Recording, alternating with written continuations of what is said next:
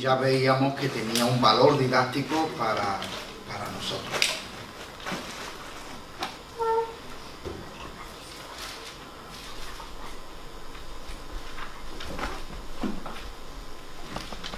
Yo creo que nosotros vimos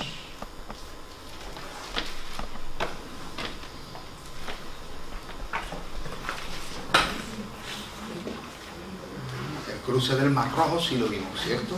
De los meses a Sukkot, panes y levaduras, primogénitos. Muy bien. Estoy viendo, se rige la ruta, estoy viendo. Ah, vale. No, digo, yo creía que estaba... Digo, claro, porque... Claro. Bien. Yo creo que nos quedamos...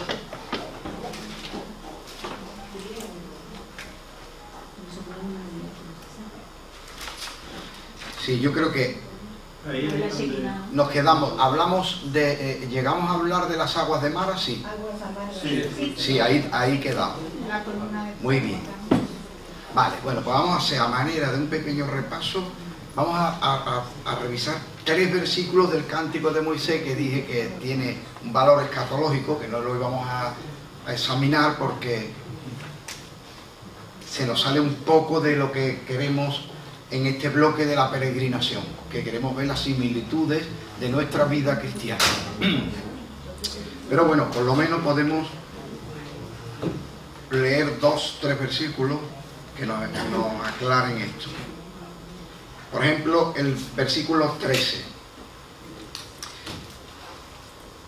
Condujiste en tu misericordia a este pueblo que redimiste, lo llevaste con tu poder a tu santa morada. Esto es simbólico, porque todavía esto no ha ocurrido. Ellos han sido liberados, ¿verdad? Han cruzado el Mar Rojo, pero no han llegado todavía ni siquiera al Sinaí.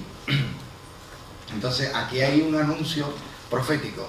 Cuando nosotros leemos el Evangelio, sabemos que Jesús dice que Él irá a prepararnos morada, que en la casa del Padre muchas moradas hay. Y hace alusión a esto. Hay una promesa de Dios de llevarnos a su morada. Porque Dios no mora en el Sinaí, ¿verdad que no? No. Ni tampoco llegó a morar realmente ni en el tabernáculo primero y en el templo después. Porque el mismo Salomón, cuando lo dedicó, dijo: los cielos de los cielos no te pueden contener. Cuanto más esta casa que yo he edificado. Pero con todo y con eso, cuando oremos, que tú oigas la oración. Así que Salomón estaba reconociendo que la morada de Dios no puede ser ningún lugar físico, porque no puede contenerle ningún espacio. Esto es difícil de entender, pero es lógico. Ninguna cosa que yo haga, o mejor dicho, si yo hago una cosa, no pertenezco a ella. O sea, yo creo algo. Aquello que yo he creado es ajeno a mí. Yo no puedo estar contenido en lo que yo he creado, ¿no? Porque entonces me hubiera creado a mí mismo. Y si no existía, cuando empecé a existir, cuando creé la cosa en la que estoy contenido, ¿sí? ¿Me estoy explicando? Así que si a Dios le atribuimos el tiempo y el espacio, Él no puede estar confinado, contenido en el tiempo y en el espacio. Y eso es lo que la palabra de Salomón dice: los cielos de los cielos. Ningún lugar, ningún espacio puede contenerte. Mucho menos una casa que yo he hecho. Así que cuando aquí dice: lo llevaste a tu santa morada, sí, parece que está hablando de llevarlos al Sinaí. Pero hay algo más, porque les he dicho que tiene cierto valor escatológico y profético este canto de Moisés. Por ejemplo, el versículo 17: tú los introducirás y los plantarás en el monte de tu heredad, en el lugar de tu morada, que tú has preparado.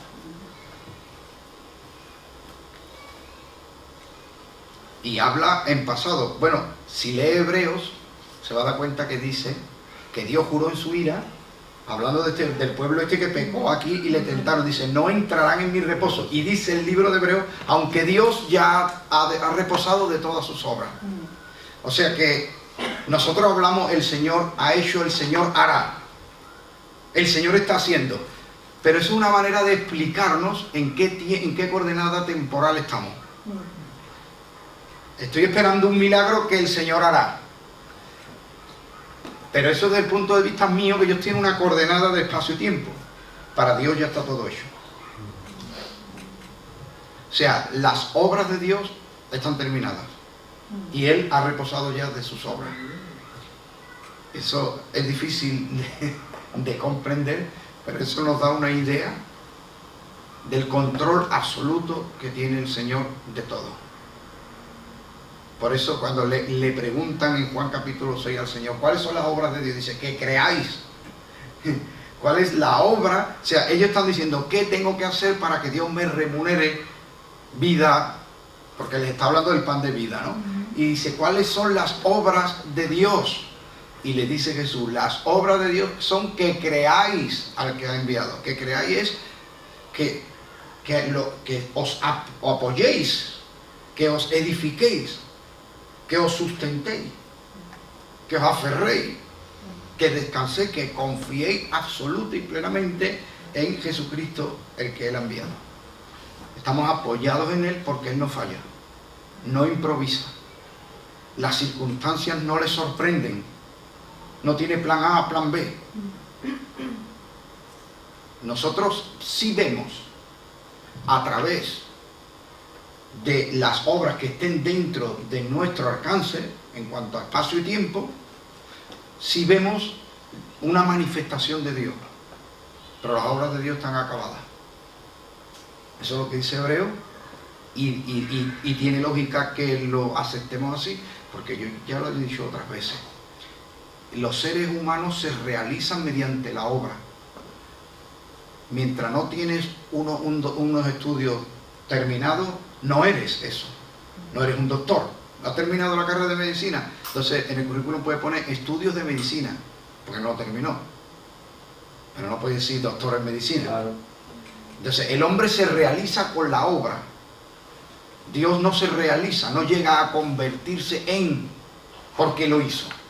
Dios lo es, pero manifiesta lo que Él es para nosotros en la contemplación de sus obras. Por eso cuando se manifestó a Moisés dice, yo soy, sin ninguna cosa más. ¿Cómo te llamas? Yo soy. Soy. Bueno.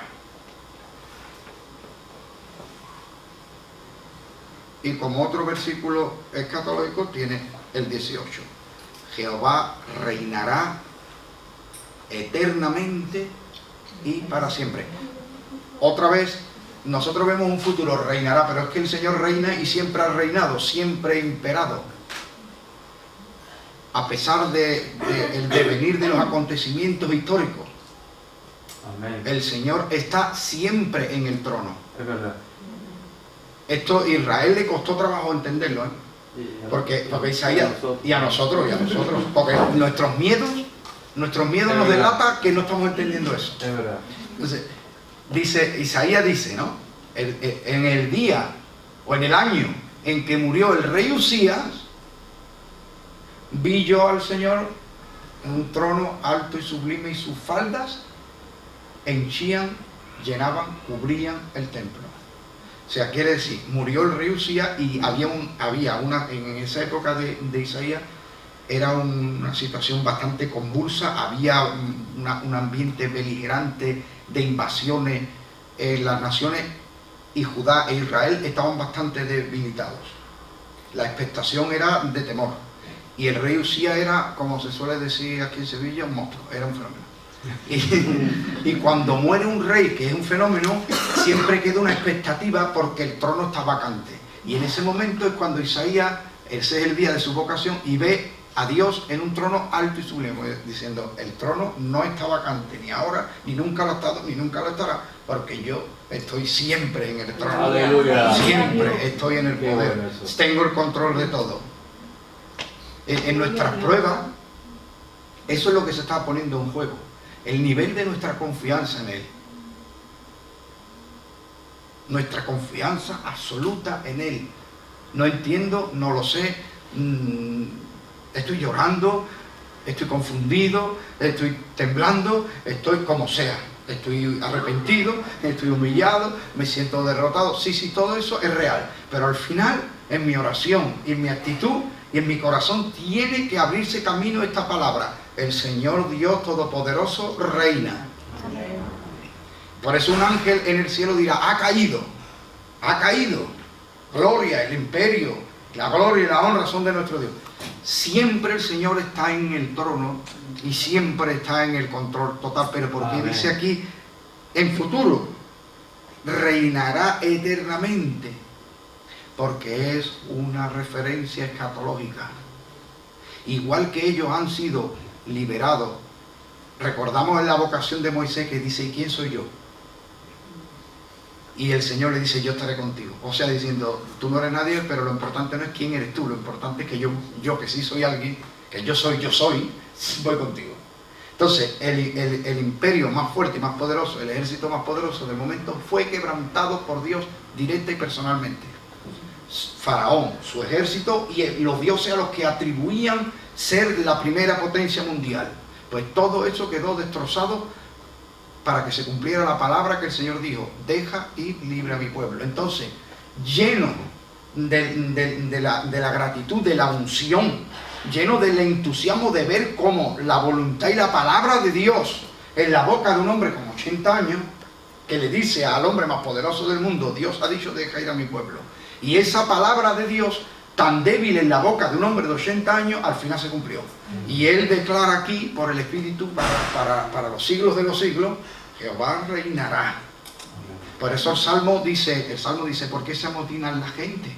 ¿Por qué se levantan? Y dice: Dios se reirá. O sea, la gente y las naciones se amotinan para tomar ellos el control y pugnan por el control total del mundo. Y Dios en su trono se ríe. Y dice el Salmo: Jehová se reirá de ellos.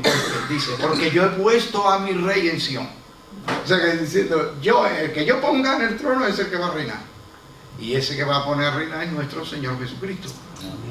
Y a él hace referencia a Jehová reinará eternamente para siempre. Bueno, ese es un cántico precioso que está diciendo lo que hay. Y inmediatamente Moisés relata el asunto de las aguas de Mara. Llegan a una fuente de agua, se han quedado sin su provisión de agua y las aguas no son potables. Y empiezan a llorar con amargura. Y empieza la primera queja amarga. Allí son probados y son enseñados. ¿En qué van a ser probados? En esto. En ser llevados a no tengo recursos. Las aguas son amargas. ¿Y en qué serán enseñados? En que Dios siempre será para ellos el sustento. El agua es indispensable para la vida. Así que el agua para ellos representa una verdad. Sin el Señor moriríamos. No basta con... Por eso hay un error que a veces tienen los hermanos cristianos evangélicos. Y es pensar que un día me levanté la mano y acepté a Cristo. Un día me arrepentí, ¿no? Como si ese día ya se hizo todo. Ese día puede ser el día de tu liberación. Es el día de mi redención. Pero ahora, ¿de qué estamos hablando? ¿De botánica? ¿O estaba hablando de las personas? De las personas. Así que tenemos que entender que un árbol representa a la humanidad, a los seres humanos, y un árbol cortado es la humanidad talada. El hacha está puesta a la raíz del árbol que no da fruto. Bueno, pues ese árbol cortado, talado, supuestamente porque no daba nada, o porque había muerto, se echa al agua y las aguas se endulcen y el pueblo bebe. Aquí hay un mensaje que apunta a Cristo. Por eso Cristo le decía a los fariseos y a los doctores de la ley: ustedes creen que la vida eterna está en la Escritura, pero en la Escritura no está la vida eterna. La vida eterna está en Jesús. El que tiene el Hijo, se puede tener la Escritura y no tener al Hijo. Entonces, dice, ustedes piensan, equivocadamente, los testigos de Jehová equivocadamente siguen pensando lo mismo, porque ellos, hay un versículo en la palabra que dice: esta es la vida eterna, dice Jesús, que te conozcan a ti, Dios verdadero, y a Jesucristo a quien has enviado. Pero ese conocimiento no habla de la Escritura, porque muchos de los escribas y fariseos conocían la Escritura, pero Jesús le dice, no conocéis ni a mí ni a mi Padre. Y Jesús llega a decir, el que me ha visto a mí, ha visto al Padre. O sea, no se puede conocer a Dios sino por medio de Jesucristo. Y ese conocimiento habla de la misma idea, porque la unión de un hombre y una mujer es un misterio que encierra la unión de Cristo y la Iglesia, que es un misterio mayor todavía. Entonces, dice, por ejemplo, hablando de José y María, dice, y José no conoció a María hasta que dio a luz su hijo primogénito. O sea, no la conoció, no tuvieron la unión que hace un hombre y mujer. El hombre dejará padre y madre y se unirá a su mujer y ya no son dos, son uno. Es un misterio, ¿no? Pues nosotros seremos uno con Cristo en la unión, en la boda del Cordero. Amén. Que está simbolizada en la vida y la unión del matrimonio. Así que nosotros, en la palabra conocer se refiere a esa intimidad, a formar parte de Él. Él es la cabeza, nosotros somos el cuerpo. Él es el esposo, nosotros somos la esposa. Por eso a uno le dirá, nunca os conocí. ¿Cómo va a decir no os conocí si el Señor es omnisciente? No, nos conocí, no tuvimos, no formamos parte. Tú no formaste parte de mí, tú no estabas en mí, yo no estaba en ti. Yo soy la vid, vosotros los pámpanos. Ese es el conocimiento. Estamos unidos y de Él recibimos todo. De Él recibimos todo. Entonces, cuando dice Jesús, esta es la vida eterna, que te conozcan a ti, se refiere a esto, a la unión con Cristo, que a su vez nos ha reconciliado con Dios. ¿Sí? El testigo de Jehová en su Biblia, que sin ánimo de ofender, es la traducción más mala de ningún texto que haya visto en los días de mi vida. La gramática más mala, imposible, o sea, es que es imposible. Es que le da al Google Translator y un texto de inglés y te hace una gramática mejor. Claro, es que cuando manipulas tanto las cosas para que diga lo que no dice, pues acaba pasando esto, que no hay ningún sentido. Entonces, cualquier traducción de la Biblia me parece aceptable para leerla, aunque haya unas mejores que otras, menos la de los testigos de Jehová, lamentablemente no recomiendo. Es que no es una traducción, no es una versión, es una falsificación. Claro, sí, está muy manipulado. Es una falsificación. Está muy manipulado. Bueno, pues ese versículo traduce, esta es la vida eterna, que te vayan conociendo a ti. Y entonces viene el testigo de Jehová con sus libritos a decirte, venga, que te voy a dar a conocer a Jesucristo y a Jehová. Entonces, para ellos la vida eterna es que tú estés estudiando la Escritura con ellos, porque cometen el mismo error que los fariseos. Pensaban que la vida eterna está en la Escritura. No, Señor, la vida eterna está en Jesús. Aleluya. Porque el ladrón que estaba allí en la cruz y se arrepintió, ese no hizo ningún estudio bíblico. Pero Cristo le dio una palabra y esa es la que vale. Amén, amén, amén. Así que la vida eterna está en Jesús y Él da la vida, Él lo dice. Que como el Padre tiene vida y da vida, Él le ha dado al Hijo que le dé vida. Entonces la vida está en el Hijo y el que tiene el Hijo tiene la vida. Amén. Puedes tener la Escritura y no tener al Hijo y ya no tienes la vida. Muy bien. Aunque el Verbo se hizo carne, pero eso no puedo dar esa lección ahora porque no tiene nada que ver con esto. Bueno, tiene que ver, pero no es lo nuestro de hoy. El Verbo se hizo carne y Jesús dijo, el que come mi carne, que ese es otro error del católico, ¿no? El catolicismo dice, no, en la Eucaristía está la verdadera carne, la verdadera sangre, no símbolo real, literal, y incluso divinidad. O sea, de los dogmas de la Iglesia Católica, ese es el peor. Ni siquiera que saque la Virgen a pasear. Nosotros no estamos de acuerdo con eso, pero eso no es lo peor. Eso no es lo peor porque al final eso es liturgia y es una forma que tienen de adorar o de manifestar su fe, que podemos estar más de acuerdo o menos de acuerdo. Lo verdaderamente terrible es la doctrina de la transubstanciación, donde entienden que la divinidad, por el oficio del sacerdote, la divinidad de Cristo pasa al pan de la Eucaristía. Pero Jesús, usted lee tranquilamente Juan capítulo 6 y lo ve con toda claridad. Jesús habla de la palabra. Habla de la palabra, no de canibalismo. Así que, aunque la palabra está unida a Jesús, porque Jesús es el Verbo encarnado, pero que la vida no está en la letra en sí, ni en la teología o en el intelecto, sino en Jesús. Y él dice, escudriña la Escritura porque ella da testimonio de mí. Entonces, es esencial, antes que buscar, hay cada cosa loca. Yo cada vez que alguien dice revelación, me echo a temblar. Porque revelación significa voy a hacer una nueva interpretación privada de la Escritura. Y entonces leo aquí, dice, según me reveló el Señor, al leer esta Escritura me dio una revelación que aquí decía, espejito, espejito, ¿quién es la más guapa del reino? Tú. Claro, el espejito que te va a decir, si el espejito sale tú, ¿no? Espejito que es la más guapa, tú, la que sale ahí. Pues he tenido una revelación, este versículo es para mí. Y oye, curiosamente todos son buenos para mí. Pero también he tenido una revelación, este versículo de juicio es para ti. O sea, cada vez que oigo una revelación, me echo a temblar. Porque tiene que traducir revelación a me acabo de inventar una nueva doctrina, un nuevo mover, una nueva historia. Vuelvo a aportar una interpretación más, una interpretación nueva. Bueno, al final acabaremos como los judíos o el judaísmo con el Talmud, que la Biblia es esto y el Talmud ocupa toda la pared. Y ahí hay una enseñanza y la contraria del pasaje. Y las tienen que estudiar todas. ¿Son contradictorias? No importa, pero esto es de un gran maestro y esto es de otro gran maestro. Entonces, bueno, pues si no tenemos cuidado, mientras seguimos incluyendo nuevas interpretaciones privadas, ¿cómo evitamos esto?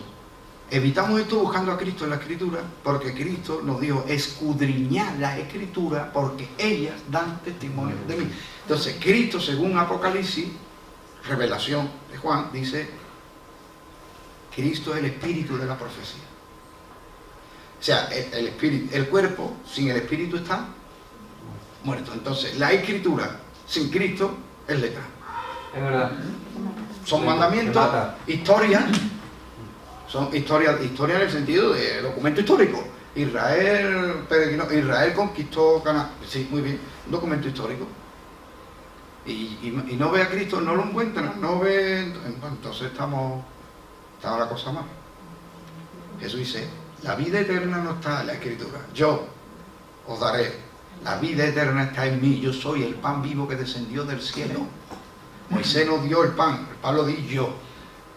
Escudriñar la Escritura porque ella dan testimonio de mí. O sea, viendo la Escritura, mira a Jesús y dice, está aquí.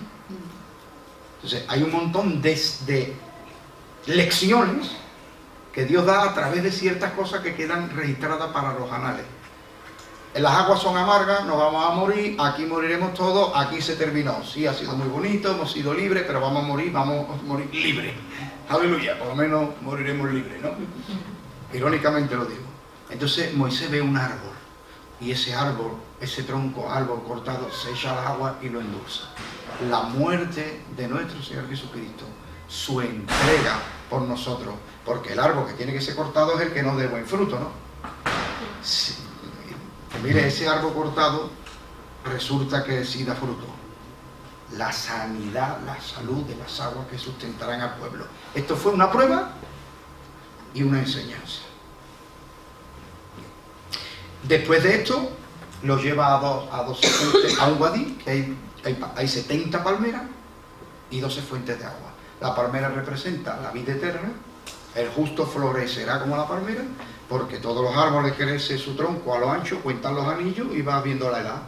La palmera no, la palmera tiene una corona, se caen las palmas y sale otra corona arriba, y entonces la palmera sigue creciendo hasta dónde. Y además uno de los más longevos que hay del reino vegetal. Es que la palmera crece para arriba y representa la eternidad. Qué bueno. La salvación, la vida eterna, ¿no? El justo florecerá como la palmera, plantado en la casa de Jehová, como el cedro del Líbano, que también llega hasta altísimo, hasta la nube, ¿no? Bien. Y 70 es que la salvación es para todos. 70 representa, recordáis que 70 veces 7. El 7 es un número de perfección, de plenitud. 7 días de la semana y comienza otra semana. ¿Por qué? Porque se acabó. 7 es un número de plenitud. Pues 70, o sea, 10 veces, cualquier múltiplo representa todavía más. 70 palmeras es, Dios nos ha llamado a la salvación a todos nosotros. Y a todo Israel. Le está diciendo, no morirán ustedes. Ustedes creen que iban a morir todos, porque no hay agua. Y yo creo que iban todos. Y yo hago las aguas para todos. Y ahora los voy a llevar, después de darle esta prueba y esta enseñanza, ahora les voy a llevar a un sitio donde hay 70 palmeras y 12 fuentes. Una fuente para cada familia. Pero las 12 fuentes vienen a dar al mismo Wadí. Esto es lo que muchas veces no entendemos. Creemos que tenemos religiones aparte. ¿No? ¿De qué denominación eres, hermano? Yo soy de esta denominación. Ah, por cierto, esto es exclusivamente para nosotros. Son fuentes, sí, fuentes, pero todo van a lo mismo, ¿no? Todo forma parte de esa bendición, de ese Wadí, de ese pulmón en medio del desierto. Bueno, y llegado ese momento, llega el asunto del maná y el día de reposo.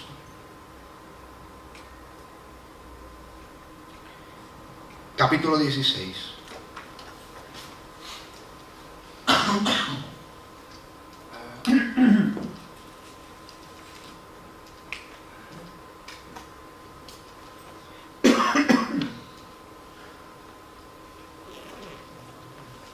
Esto lo hemos visto, acamparon junto a agua de reposo.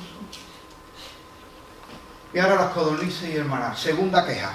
Versículo 2, capítulo 16. Y toda la congregación de los hijos de Israel murmuró contra Moisés y Aarón en el desierto. Y les decían los hijos de Israel, ojalá hubiéramos muerto por mano de Jehová en la tierra de Egipto, cuando nos sentamos a las ollas de carne, cuando comíamos pan hasta saciarnos. Pues nos habéis sacado a este desierto para matar de hambre a toda esta multitud. Hermano, la queja es letal. La queja es veneno. La falta de objetividad, el pueblo pasional. A veces como pastor me enojo con la gente, con los hermanos. Pero no me enojo contra un hermano o una hermana que te dice, pastor, me he equivocado, he hecho esto. No, ahí te da compasión, te da, ¿no?, tristeza, te preocupas, quieres ayudarle y se despierta una ternura a ayudar a una persona que está pasando un mal momento, que se ha equivocado. No, cuando te enojas es cuando el pueblo, en vez de guiarse anclado en la palabra de Dios después de tanto tiempo yendo a la iglesia y después de tantas predicaciones y tanto estudio bíblico y tanta escuela bíblica y todo, siguen anclándose, basándose en y apoyándose en sus emociones, en sus sentimientos y no en la palabra que nos ha dado el Señor. Hay unas lagunas en el recuerdo, una memoria selectiva.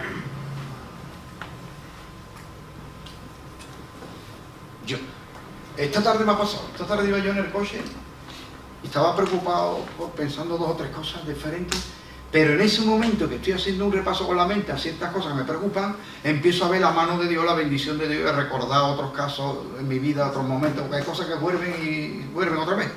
Y iba yo en el coche y le digo a mi mujer, tenemos que estarle agradecidos a Dios, quejarse del Señor, murmurar de Dios, dudar del Señor, es un crimen, es una canallada. Estoy recordando, digo, pero si esta situación es lo mismo que ya, esto ya me ha pasado y ya el Señor me sacó y ya el Señor me dio una solución. Y cuántas veces estas pruebas y estas dificultades cíclicas, porque en el verano vuelve a hacer calor y te vuelve a mosquear porque hace calor. Pero acuérdate que el Señor el año pasado te dio un ventilador, acá de tu y lo vuelve a enchufar el mismo ventilador del año pasado. Dice, gracias, Señor. Y te quedas sin empleo porque la empresa cierra o lo que sea y el Señor te da otro trabajo y no pasa nada. Porque tú no dependes de un trabajo, ni de un empleo, ni del alcalde si lo cambian o lo dejan de cambiar, ni de si el amigo ya no se junta. Dice, no, yo no se junto. Y tú dices, ay, mi amigo del alma. Y dice el Señor, es que yo soy tu amigo de verdad y yo estoy aquí y no me voy. la memoria selectiva y la queja les llega a decir y les llega a hacer tener nostalgia de la vieja vida. ¿Ya no se acuerdan lo que eran en la vieja vida? ¿Ya no se acuerdan?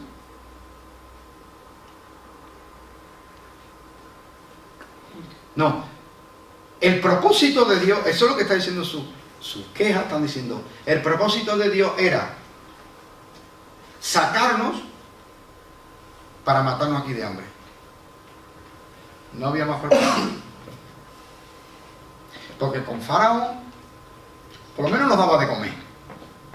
¿Te acuerdas las ollas de carne? Pero que era de carne.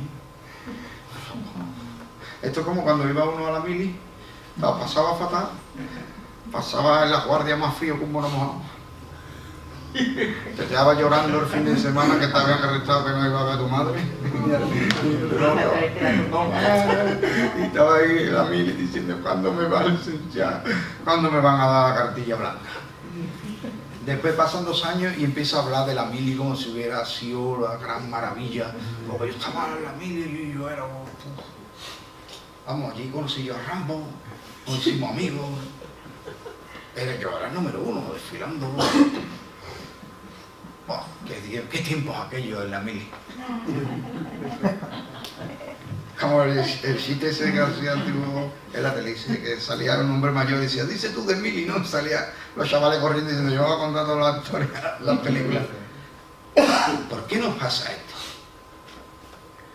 ¿Por qué de pronto todos nuestros recuerdos selectivamente son los malos cuando queremos despreciar algo o a alguien?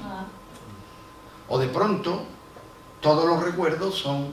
Qué sospechoso es eso, ¿no? Sospechoso es cuando alguien te habla de un periodo de la historia o de su historia, o habla de alguien que fue historia de su vida y todo era malo. Todo era malo y todo era terrible y todo, no había nada bueno, no hay ningún recuerdo bueno.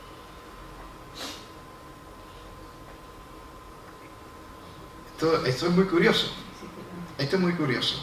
Pero ¿qué es lo que pretenden ellos con esa queja? Manipular a Dios. Faraón era mejor que tú, ¿eh? Y para eso oro yo. Para esto oro yo y pago un precio. O sea, yo pago mis impuestos, no miento, yo voy rectamente. Y ahora me pasa a mí esto, entonces y voy a la iglesia y diezmo. Y ahora no hay, no, y esa gente, sí, eso es increíble. Y yo, eso es manipulación.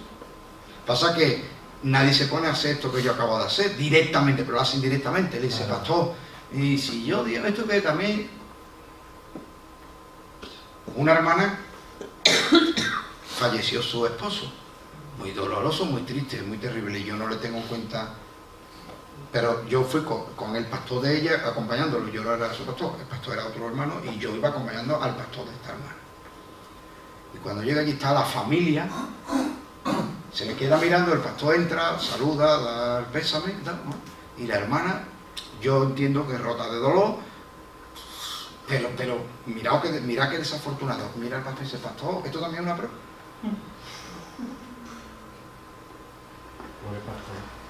Pastor, esto también es una prueba. Pero eso no se lo está tirando al pastor. Eso lo está diciendo a Dios. Tratamos de manipular a Dios con nuestras quejas. Cuidado, porque el espíritu de Caín, el espíritu no me refiero a un ente, me refiero al ánimo, a la mentalidad. El espíritu de Caín está muy cerca de eso. Porque entiende que Dios no es justo contigo, que Dios te está agraviando. Y entonces, a ver si de esto, claro, esto empieza cuando somos chiquititos. Mamá, tú no me quieres, ya no te quiero. Y como la mamá no tenga carácter, adiós, no tiene carácter. Y le da cosita que el niño se enfade. El resultado final será terrible. Eso es lo que se dice niños consentidos. Ahora, cuando un padre y una madre tienen carácter, dice,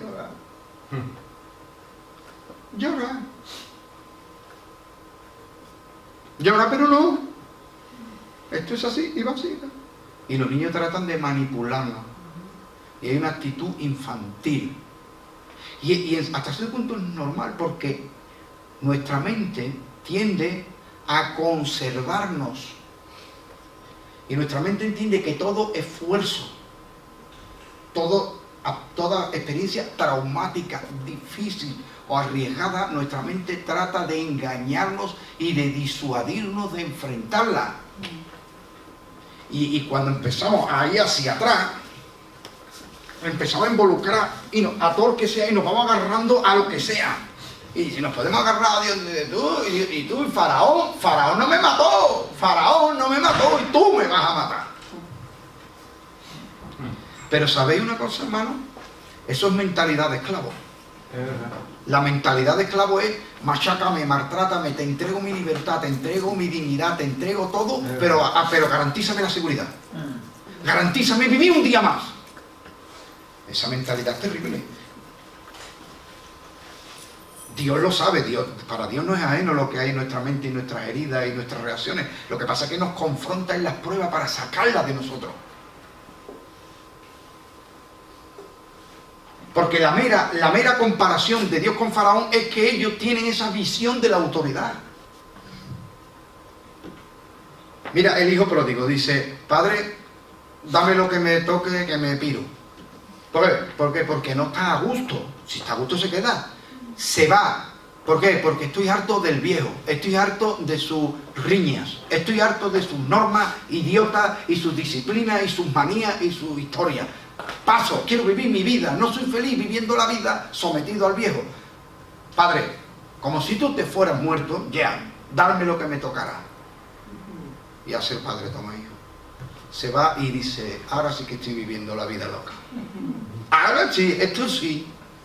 Pero dice el Señor, volvió en sí. ¿Cuándo volvió en sí? Cuando se quedó sin nada. Porque la vida que estaba viviendo es la vida que te lleva a la ruina y a la perdición. Y a la nada. Y allí pidió trabajo. Eso no era, firmabas un contrato, ni había un banco, ni te daban un anticipo, ni nada de esto. Esto era jornal. Te contrataban para un día, tú ibas a la plaza del pueblo. Te contrataban para un día, tú trabajabas hasta las 6 de la tarde. Y a las 6 de la tarde te daban el dinero para tu casa. Y mañana por la mañana vas otra vez a la plaza por si te llaman. Pero, ¿qué pasa? Que tú puedes ir a la plaza un día y ese día no te contratan. No hay faena. O vienen y dicen: necesito 15. Tú. Y ahora 5 o 6 se quedan ahí con la boca partida. A tu casa. Pero imagínate que él le pasó estos 2 o 3 días. Pues estaba ya sin comer 1, 2, 3 días, no sé. Estaba sin comer. Y el día que lo llamaron, le dijo: vente, ¿quieres trabajar? Sí. ¿Cuál es el trabajo? Dice: darle algarroba a los cerdos. Entonces él empieza a darle la comida a los cerdos, pero como está sin comer, quiere pararse a comer. Y el dueño es tan criminal y tan opresor que le dice: escúchame, no te vayas a parar ni vayas a descansar. Tú trabajas aquí, de aquí, aquí. Y cuando llegue aquí yo te pago y entonces tú comes o haces lo que te da la gana. Y no se come hasta la hora de la comida, ¿verdad? Y estaba deseando y codiciando la comida de los guarros. Y ahí se dio cuenta, ahí dijo: mi padre nunca ha tratado a un jornalero como me están tratando a mí. O sea, usted que no estaba contento como hijo, usted estaba quejoso como hijo, ahora quisiera ser un jornalero. Para eso son las pruebas. Lo triste es que hay pueblos que pasan las pruebas una y otra vez y no maduran, no crecen y siguen con actitudes infantiles tratando de manipular a Dios, manipular a papá, manipular al pastor, manipular a todo el mundo.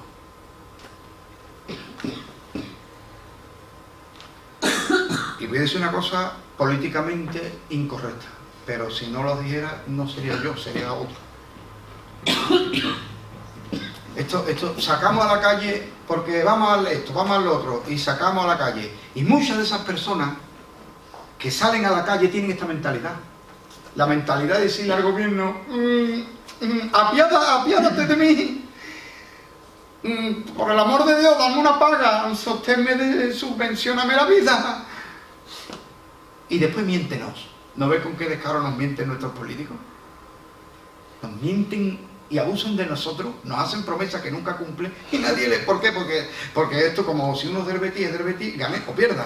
Viva el Betis, man que pierda. Pues esto es igual, este que es de un partido, es de ese partido, man que pierda. Solamente le han dicho, deja que abusemos de ti, da igual que seamos corruptos, da igual que seamos mentirosos, da igual que tu vida cada vez vaya a más esclavitud. Da igual que cuando hay crisis las pagas tú y cuando salimos de la crisis tú sigues igual.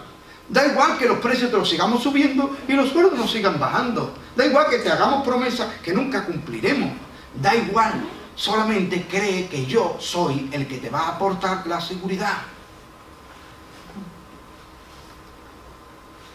O sea, cierto que nuestros mayores salen a la calle a pedir un aumento de las pensiones, yo estoy de acuerdo y yo estoy con ellos. Pero hay otro tipo de personas mayores, las que lo vieron venir hace tiempo y dijeron, yo si me va a tocar una paga, sea más grande, sea más chica, yo me voy a buscar, yo voy a invertir mi propia jubilación. ¿Y cómo invirtió? Pues me compró un pisito, a veces puedo comprar otro pisito baratito, que yo lo alquilo, un sitio cerca de la universidad, luego lo alquilo a estudiantes, y si tengo de paga un poquito y un poquito de esto, pues yo tengo mi jubilación, y si no, como tengo dos, vendo el otro piso y me voy a vivir a este, y con eso me hago yo un sueldito, y en vez de llorar, ¿qué es lo que trato de decir? Que hay una mentalidad de esclavo. Una mentalidad de no, me da igual mi libertad, me da igual mi dignidad, me da igual mi forma, yo lo que quiero es que tú me garantices la supervivencia, subsistir. Y esa es la mentalidad de esclavo. Dios no da cosechas, da semillas. Wow, qué bueno eso. Pero el esclavo no quiere invertir, bueno el esclavo quiere seguridad. La seguridad de que mañana te bajaré a palo y te daré un tazón de arroz. Pero eso es seguridad.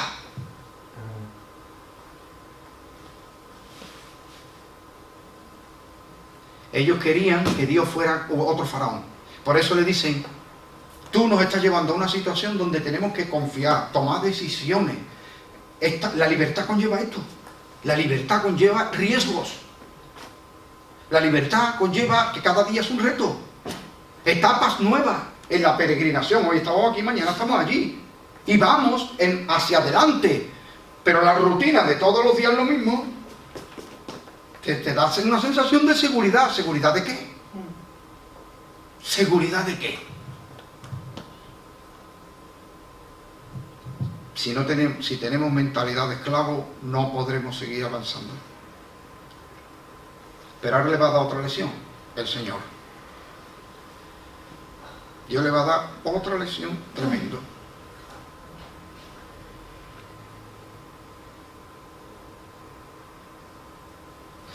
Primero, toda queja es contra el Señor. Versículo 7.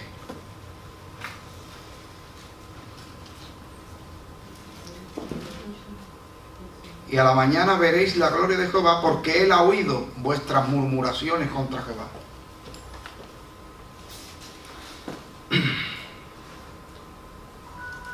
Cuando dice qué mala suerte tengo, eso lo habrás oído. Te viene algo al verso, qué mala suerte tengo. ¿Y a quién le atribuyes tu suerte?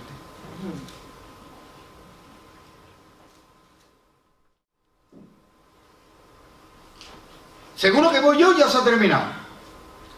Siempre a mí me cuesta todo más caro. Y Moisés le dijo, Dios ha oído vuestras quejas. Dios ha oído vuestras quejas.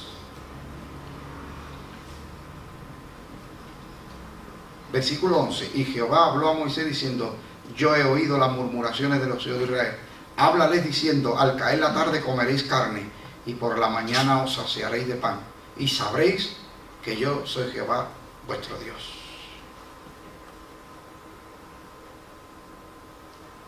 Entonces va a haber codornices, carne y maná. Atención al versículo 17 y 18.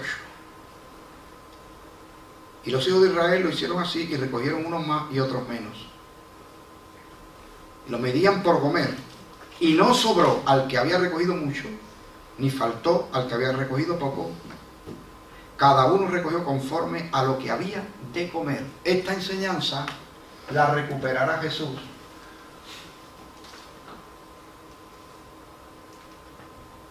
Esta enseñanza la recuperará Jesús diciendo: cada día tiene su propio afán.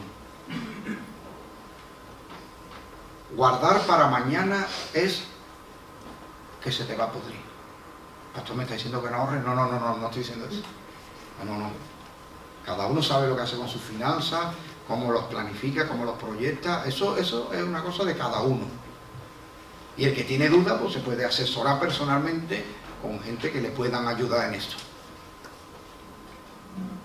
Desde su pastor, a su papá, o incluso a un economista, a un profesional. Las finanzas de cada uno son las finanzas de cada uno. Yo no hablo de eso. Hablo de corazón y de fe. Si mi seguridad está en los ahorros, que está mal puesta, está en algo corruptible. Es correcto. Por eso, hermana, cuando cogían de más, se agusanaba. Porque que Dios quería decirles: acumular es corrupción. Y hay un deseo de acumular que no tiene ninguna lógica. ¿No ve que hay personas que tienen 5, 6, 7, 8, 10, 15, 20 millones de euros y quieren seguir acumulando y atesorando más? Y un futbolista se enfada porque gana 15 millones limpios por temporada y quiere ganar 15 y medio. Y si no, dice que se va a otro equipo. ¿Tiene lógica eso? Ninguna, porque esto no es cuestión de lógica. Esto es cuestión de una espiral de codicia que nunca dice basta. Yo les he explicado por qué, creo que en otra clase. Nuestra mente y nuestra naturaleza tiende al absoluto. Por eso nunca nos sentiremos satisfechos, nunca diremos basta. Lo diremos porque ejercemos virtud, dominio propio. Porque no nos ha dado Dios espíritu de cobardía, sino de poder, de amor y de dominio propio. Entonces, en el amor decimos: esto ya está bien para mí, tengo que compartir, y el amor se desprende. Y el dominio propio le dice: ya está bien la codicia, ya cuánto quiero, sí, pero si tengo 3 coches y este no lo cojo, y ahora quiero otro más, es que, bueno, que me lo puedo permitir, sí. No importa, si te gustan los coches, tendrás todos los coches que puedas permitirte, y si te gusta la guitarra, tendrás todas las guitarras que puedas permitirte, y si te gusta la ropa en el armario, ¿no? Y te buscará otra casa, te cambiará otra casa para que tenga un vestido. Nunca dirá basta el ojo. ¿Por qué? Porque tendemos hacia lo absoluto. Eso es un sello que hay aquí, que Dios te dice: granjea el mundo si quieres. A ver si puedes meter todo el mundo en un granero. Y al final, ¿tu alma qué? Al final tu alma estará perdida, tendrás que cambiar tu alma por todo, porque al final nada satisface tu alma. Entonces, sí hay un medio de ahorro en cuanto a una responsabilidad, una prudencia en las gestiones de la economía, porque claro, si yo gano el día 10 200 euros y digo, pero es que el día 11 no voy a ganar 200 euros, a lo mejor el día 11 gano 0 euros y el día 12 gano 1 euro. Entonces sí, pues entonces tengo que repartir 200 euros para 3 días. Entonces dice: bueno, pues yo voy a ahorrar hasta final de mes, después a final de mes ya veo lo que puedo hacer, o cada 6 meses, o lo que sea.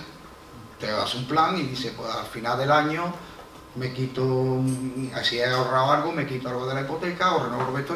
La finanza y la economía de cada uno la lleve como él sepa y entienda, pero que nunca estemos afanados por seguir acumulando y nunca busquemos la satisfacción o la seguridad en lo material, porque lo material es eso, material, y lo material se corrompe.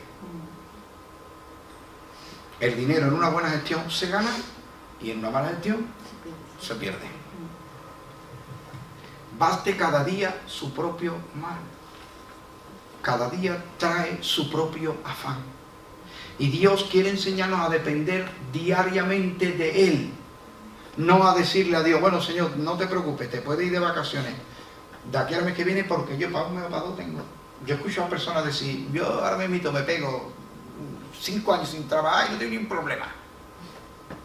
A mí me han dicho pequeños y medianos empresarios hablando.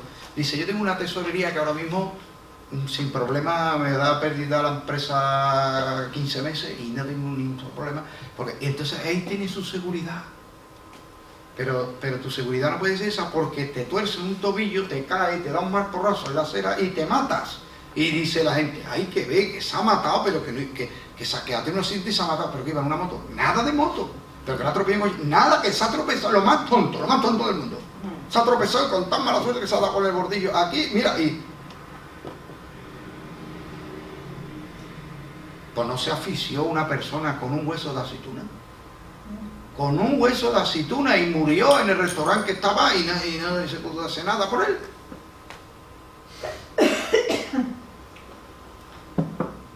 Entonces, ¿dónde vamos a anclar nuestra seguridad? ¿En qué?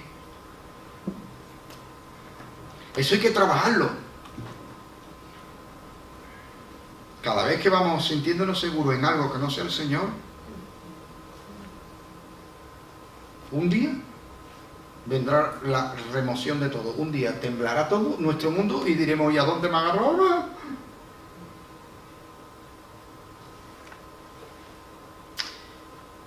Nada de afán, porque el Señor da el pan de cada día. Y cada uno recoja lo que necesita, porque mañana Dios proveerá. ¿Está de acuerdo conmigo? Amén. Lo habré dicho bien, porque ustedes son un pueblo inteligente. Si están de acuerdo es que lo he dicho bien. Mientras que diga lo que Dios dice, está mal. Aleluya. Aleluya. Esa respuesta es la mejor.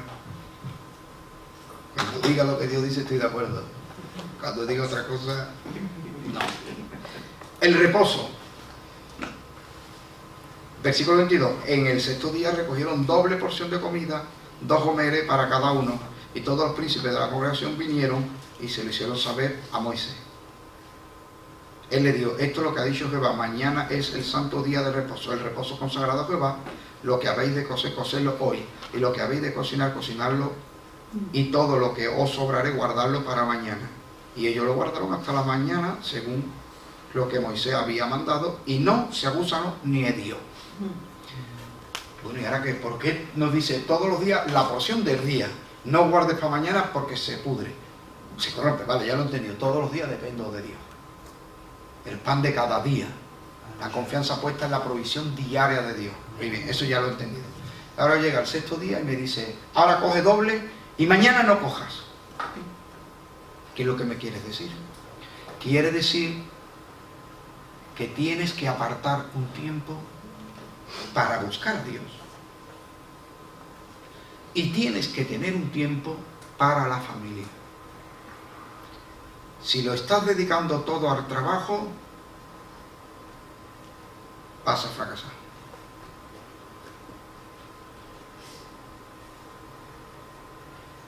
El tiempo que le dediques a Dios, Dios te lo financia y te lo subvenciona. Y no es solo el dinero que te entra. Son muchas cosas más que valen más que el dinero. Porque hay muchas cosas que tú tienes y por cotidianas que son no le das el valor, pero otros que no la tienen pagarían hasta lo último de su fortuna. Con perdón, hasta los calzoncillos darían por tener eso que tú tienes ahora mismo. Cuenta tus bendiciones. Haz un inventario. Haz una lista de cosas que si las perdieras te morirías. Y empieza ya a alabar a Dios. Tú pones mis niños, mira, 1, 2, el que tenga 2, el que tenga 3, 3. Y tú empiezas a poner mis niños. ¿Cuánto valen mis niños? Ponle un precio al lado, no le pone precio. Los ojitos, las manitas de mi nieto cuando la acaricio. Y empiezas tú a contar tus bendiciones y dices, soy inmensamente rico, pa. Y dice, ¿y por qué no atiende eso? Porque va a atender la empresa y la empresa mañana hay no sé qué historia y te quedas sin empresa. Y aunque no te quedes sin empresa, qué triste es pasar el domingo en el despacho. Qué triste es estar con la familia y te dice la esposa, cariño, te estoy hablando, es que tengo un problemón porque resulta que hoy no ha venido a trabajar, no se ha presentado, no sé qué. No, por favor.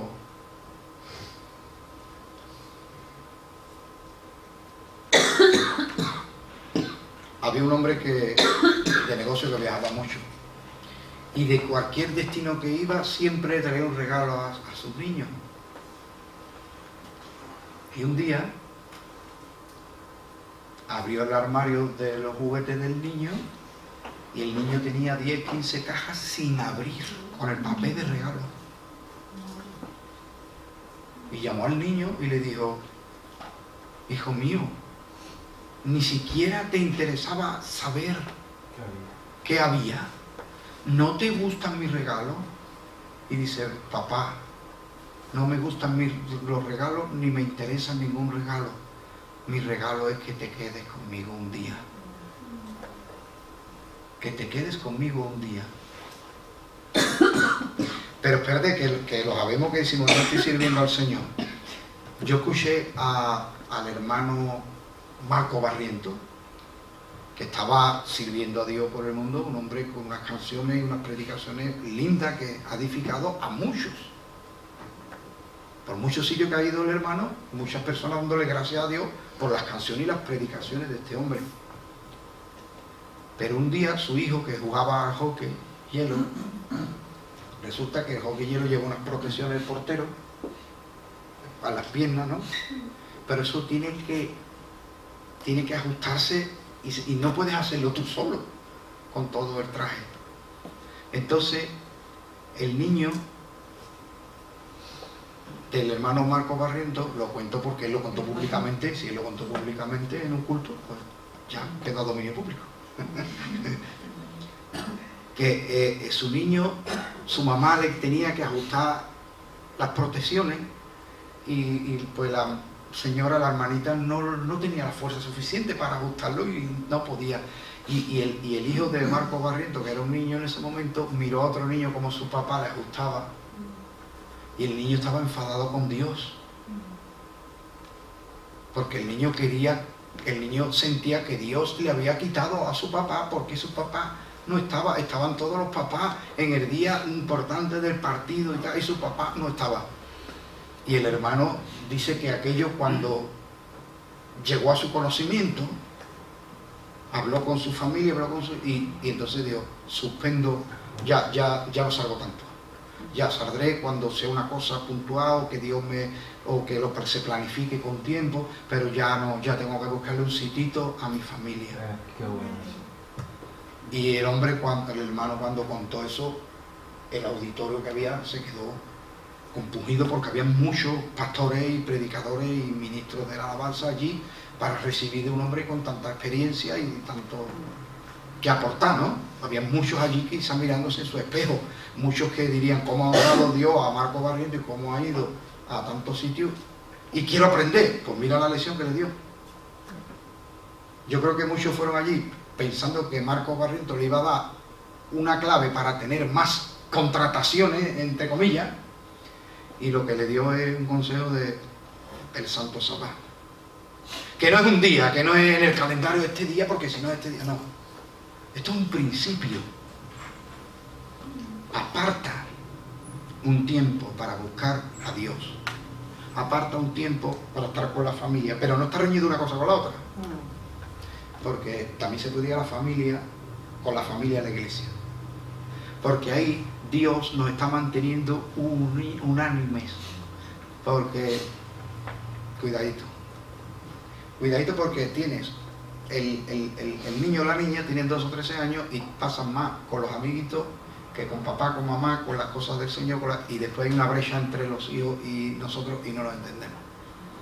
Y luego ya cuando nos sintamos superados y frustrados, en nuestra desesperación y en nuestra impotencia le diremos palabras amargas y duras, que el muchacho objetivamente dirá: yo no me merezco que mi padre me diga esto, porque yo ni soy un delincuente, ni soy esto, ni he hecho lo otro, ni le falta respeto, que yo tengo una forma de vivir y de ver la vida que mi padre y mi madre la ven de otra manera, y por esto me están amargando, y cada vez que me ven es para reprocharme, y cada vez que me ven es para apretarme, y cada vez que me ven es para amenazarme, y cada vez que me ven es para quitarme la paz.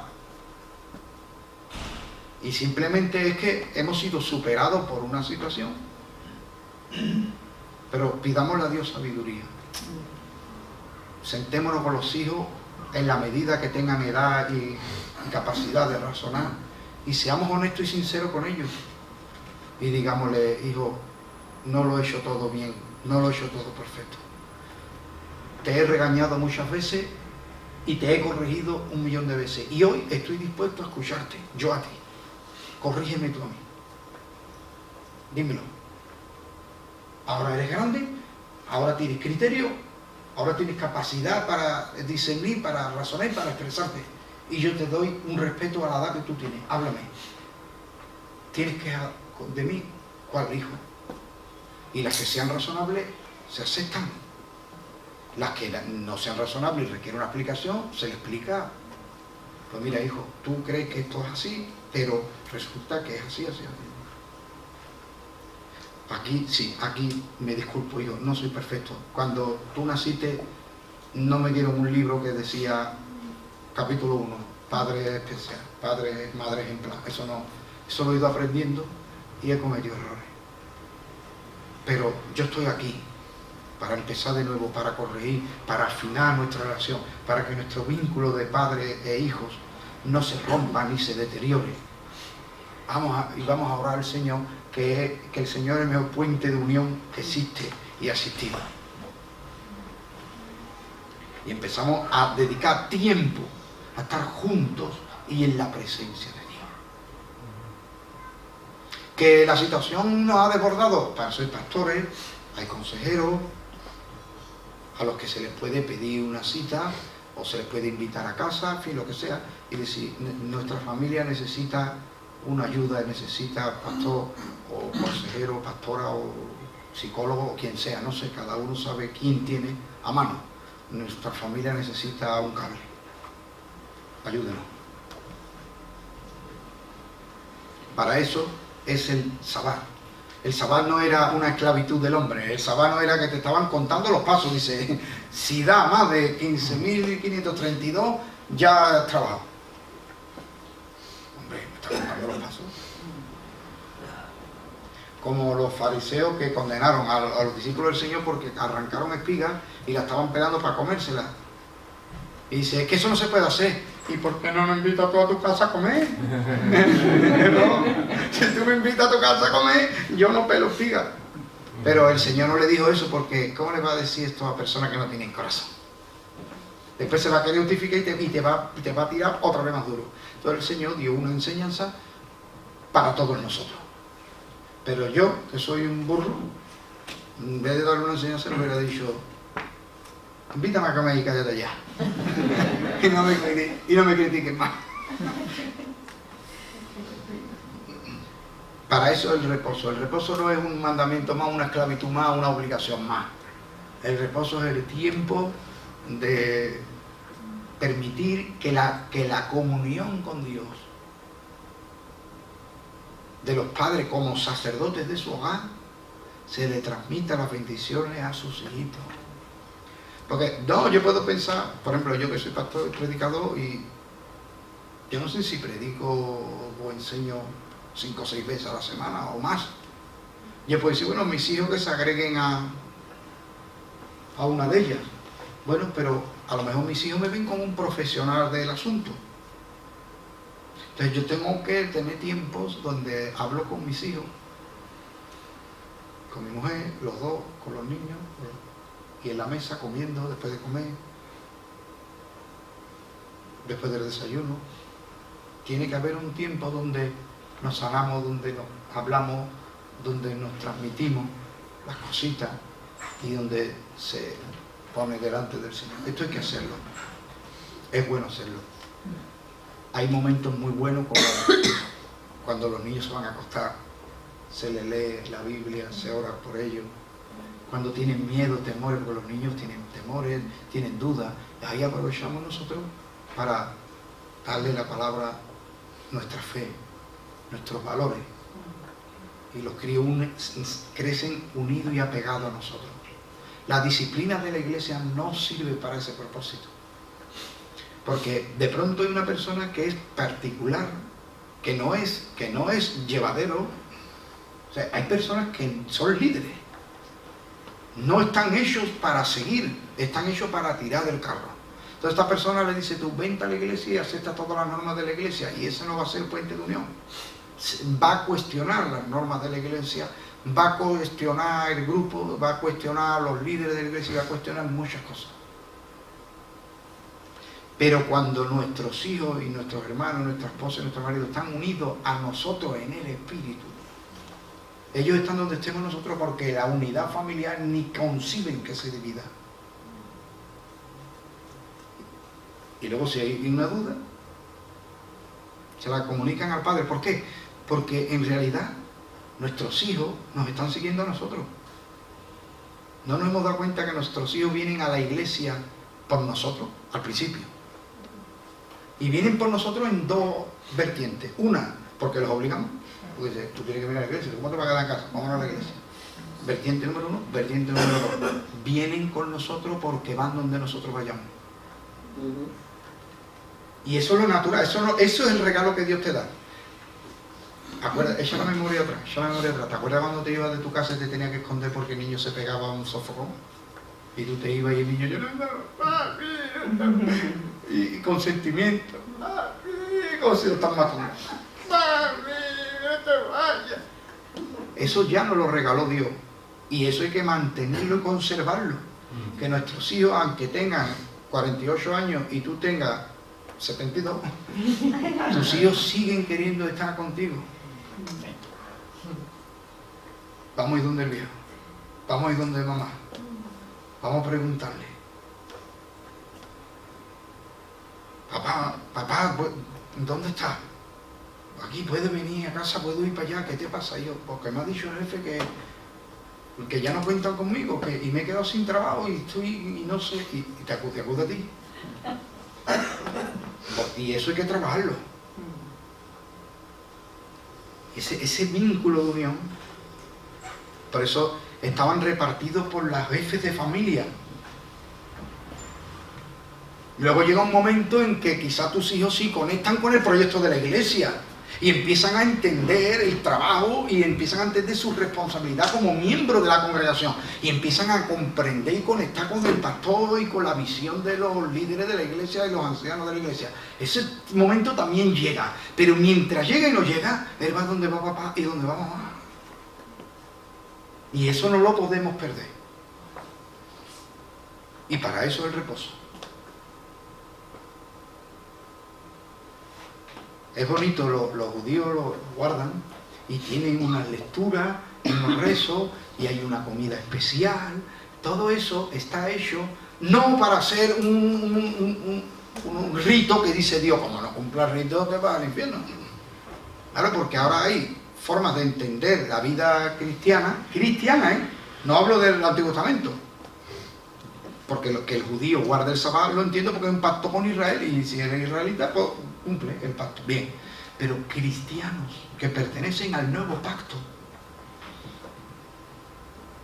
no solo que guardan el sábado, porque si lo guardan, ¿quién soy yo para decirle que no lo guarde? No, sino que enseñan que si no lo guardas, has perdido tu salvación. Y entonces no ha entendido nada.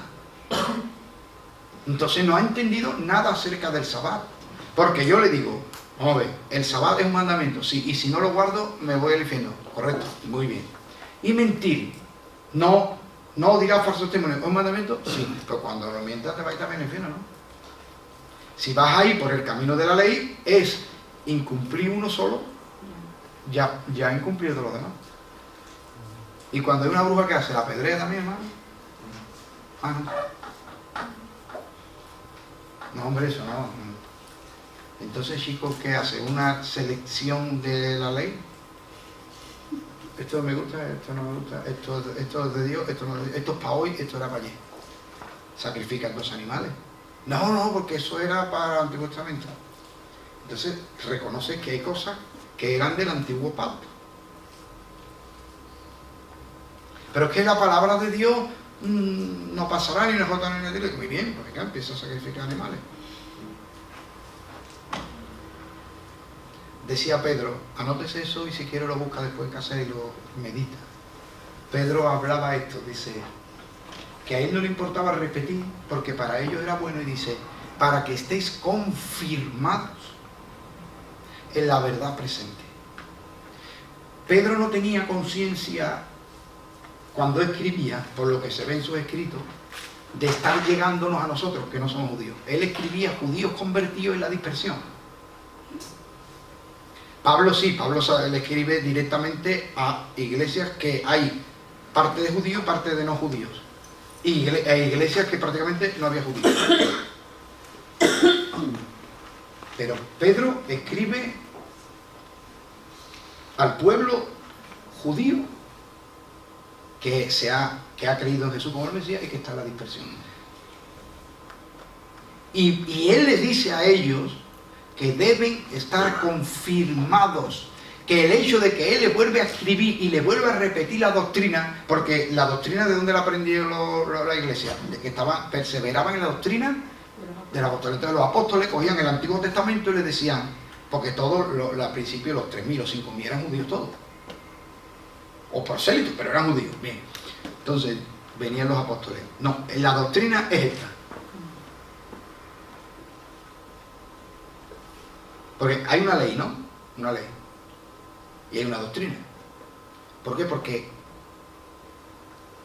la comunidad de juristas le ha dado una interpretación a esa ley. Y todos los tribunales y todos los jueces van por esa doctrina, aunque esa ley podía darse otra interpretación. Y cuando hay un juez que le da otra interpretación es cuando vienen los quebraderos de cabeza. Porque también tiene, aunque hay ley, hay doctrina acerca de la ley. Los fariseos habían sacado doctrina. El problema, esto es lo que se llama exégesis. Exégesis significa extraer. Extraes la enseñanza, la esencia, la doctrina de esto. El problema es que los escribas y doctores no hacían exégesis de extraer, sino hacían eisegesis de incluir. Meter en el texto lo que no dice el texto. Nos sorprenderíamos porque nosotros tenemos doctrina y nos han enseñado doctrina, pero y correcta también, pero te sorprenderías cuando yo te pregunto acerca de una doctrina y tú me das un versículo, ¿no? Y yo ahora hago un examen y pongo el versículo ahí en la pantalla, en grande, y te digo, léelo, y ahora digo, ¿objetivamente el texto dice eso que tú me estás diciendo? No.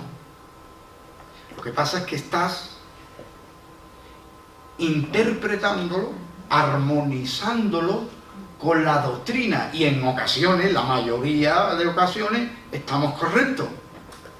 Pero utilizamos un texto que si le decimos a cualquiera que sea ajeno a nuestra fe, pero que entienda el lenguaje, le decimos, léalo, y no puede llegar a esa conclusión por el texto. ¿Necesita el qué? El contexto no. No, necesita la exposición sistemática de la doctrina. Y entonces lo encajas, ese texto lo encajas dentro de la doctrina.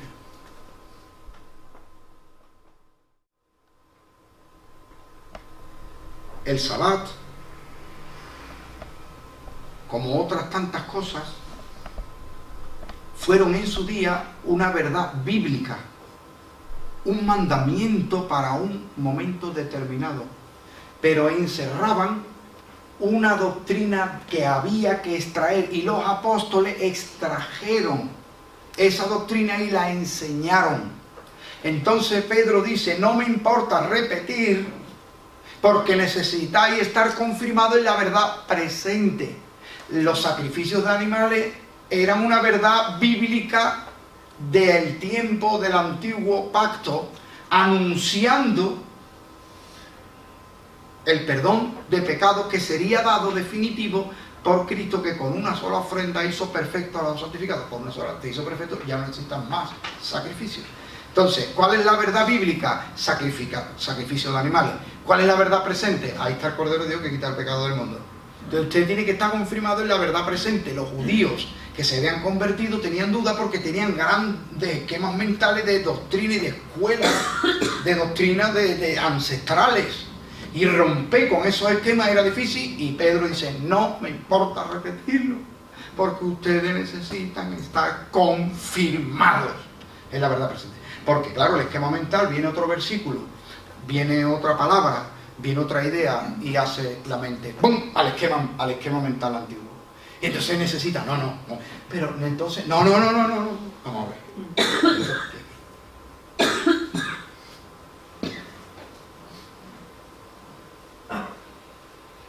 El Sabbat, como otras tantas cosas, nos están hablando de Cristo y su obra.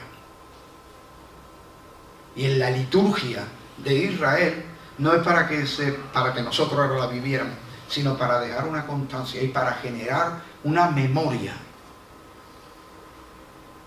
Lo necesitamos, porque nosotros sí tenemos. Nosotros tenemos 2 sacramentos. La Iglesia Católica creo que tiene 7 o más. Como mínimo 7, ¿no? 7, bien, 7. Nosotros tenemos 2. El bautismo y la mesa del Señor, la Santa Cena, la Eucaristía, llámale como tú quieras, es lo mismo. Pero hacemos presentación de niños al Señor. Bueno, eso es un servicio que damos en la iglesia como una tradición que es linda y que también está fundamentada en la bendición sacerdotal que se hacía con los niños. Correcto, está bien hecho. Pero no es un sacramento instituido, no es una ceremonia instituida por el Señor. También casamos, pero no hay ninguna fórmula de casarse. Porque Adán y Eva no los casó nadie. Ni Abraham y Sara, ni a Rebeca. Yo sé que esto puede plantear un debate, pero bíblicamente el hombre deja padre y madre y se une a su mujer y son una sola carne. Ahora, luego sí, también tenemos que estar en un cierto orden, en ciertos testimonios, y debemos someternos a cualquier tipo de autoridad para que nadie pueda reprocharnos, ni que generemos tropiezos, escándalos a nadie. Entonces nos sometemos a ciertas leyes, costumbres y a ciertas reglas que se esperan de nosotros. Pero instituidos por el Señor tenemos 2, que son bautismo. ¿Por qué? Porque en el bautismo anunciamos nuestra fe y nuestra nueva vida con Cristo. Es un testimonio al mundo. Hoy bautizarse es cualquier cosa en el sentido que, me he bautizado, pues muy bien. Le dices tú a tu vecino, me he bautizado. Hoy de grande, sí, y tú le explicas, ¿no? Pero no mucho más.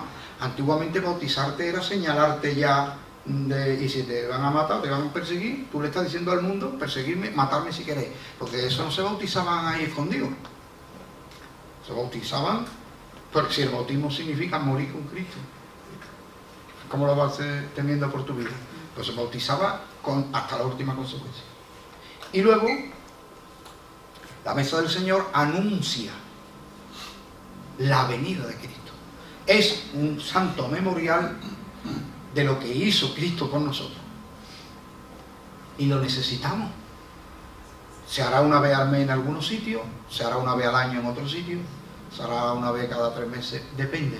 Eso ya, la costumbre de cada congregación no tiene mayor trascendencia que lo acordado, pero hay que hacerlo. ¿Una vez al año? Bueno, una vez al año. Una vez cada 6 meses, como si lo quiera hacer cada culto.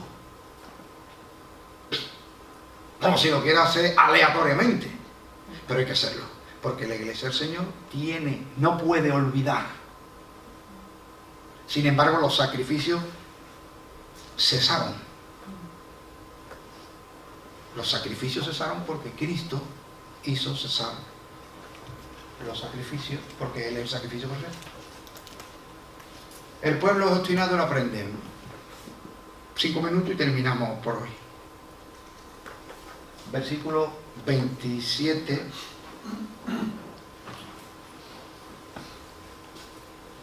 Y aconteció que algunos del pueblo salieron el 7º día a recoger y no hallaron. Y Jehová dijo a Moisés: ¿hasta cuándo no querréis guardar mis mandamientos y mis leyes? Mirad que Jehová os dio el reposo, y por eso en el 6º día os da pan para 2 días. Estéis pues cada uno en su lugar, y nadie salga de él en el 7º día. ¿Y qué haces en tu lugar con tu familia? El pueblo obstinado y no aprende. Y este es tremendo. El testimonio perpetuo, un pan perpetuo delante del Señor. En el versículo 32 dice esto: y dijo Moisés: esto es lo que Jehová ha mandado, llenad un gomer de él y guardadlo para vuestros descendientes, a fin de que vean el pan que yo os di a comer en el desierto, cuando yo os saqué de la tierra de Egipto. Y dijo Moisés a Aarón: toma una vasija y pon en ella un gomer de maná, y ponlo delante de Jehová para que sea guardado para vuestros descendientes. Y Aarón lo puso delante del testimonio para guardarlo como Jehová mandó a Moisés. Así comieron los hijos de Israel maná 40 años hasta que llegaron a tierra habitada. Maná comieron hasta que llegaron a los límites de la tierra de Canaán, y un comer es la 10ª parte de un efa. Hay un pan perpetuo, incorrupto, delante de la misma presencia de Dios. Esto simboliza que, aunque aquel pan se corrompía, por lo cual, este es el argumento de Jesús. El argumento de Jesús cuando ellos dicen, ¿qué señal nos das?